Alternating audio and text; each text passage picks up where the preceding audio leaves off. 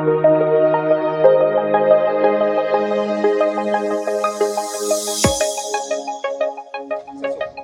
Professor Idrissi welcome to this first Genetics Congress in Rabat. We were very pleased to have you here with the team, and we were very pleased to hear your presentation today about this new field that gathers the genetics field and the immunology field. What is your own look on the immunogenetic field worldwide?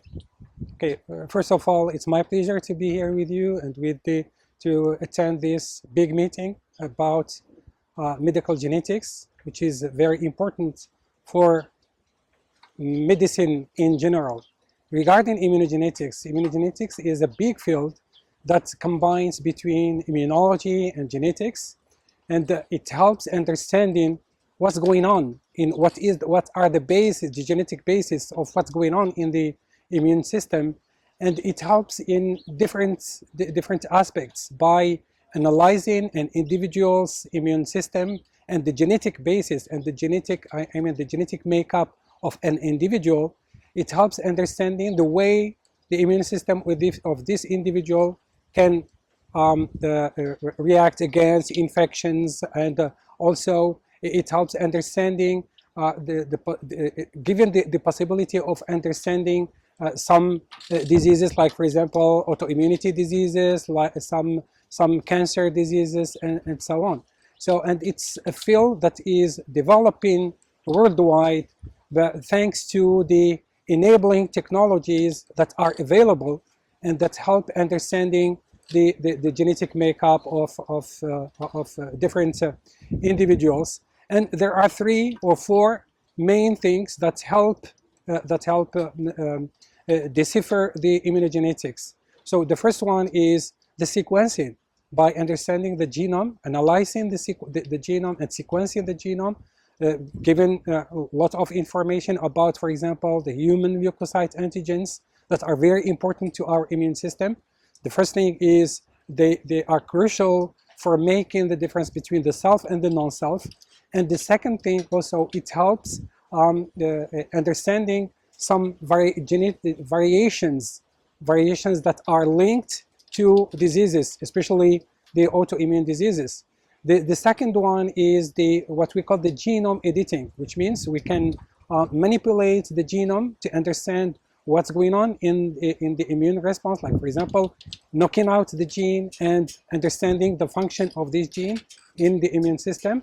And the other thing is using this technology, which is the genome editing, in, like for example, preparing some immunotherapy, like for example the CAR T cells that are used in cancer immunotherapy.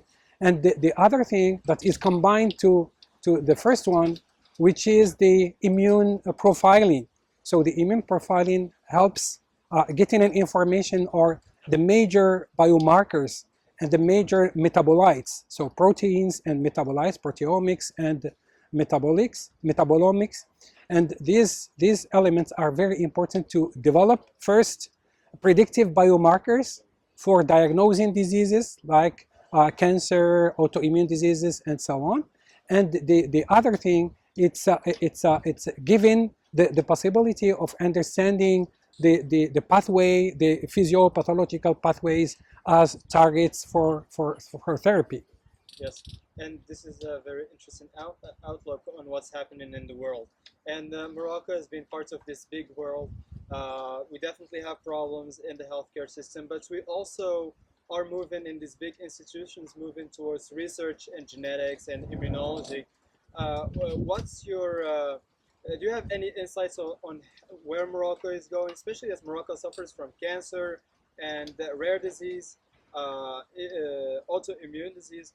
Where is Morocco going with our research in immunogenetics? This is a very good question. So we have all the tools. As I said before, there are many enabling technologies. So we have the enabling technologies in Morocco. So like for example, the next generation sequencing, we have also the flow cytometry also. So all these elements help understanding and help getting information about the different elements regarding the patients, either the oncology patients or the autoimmune disease patients. Like for example, for oncology, we can sequence the genome. We use what we call, for example, panels to get information on what is the gene defect that is behind, for example, the cancer, and it helps targeting and orienting the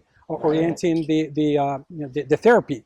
The other thing is also regarding autoimmunity.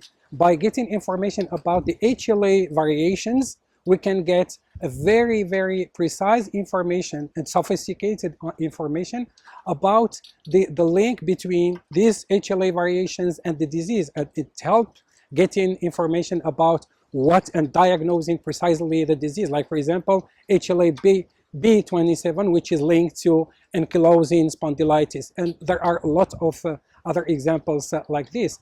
The other thing is regarding one thing or two other things.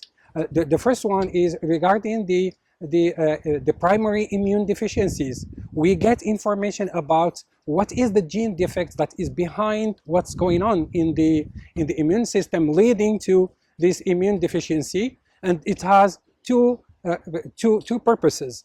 The first one is defining the diagnosis, like for example saying this is a humoral defect or this is a cellular defect, and based on this we can tailor the treatment. It's either, for example, for humoral immune deficiency, we get with antibody substitution, the intravenous immunoglobulins, or now the subcutaneous immunoglobulins.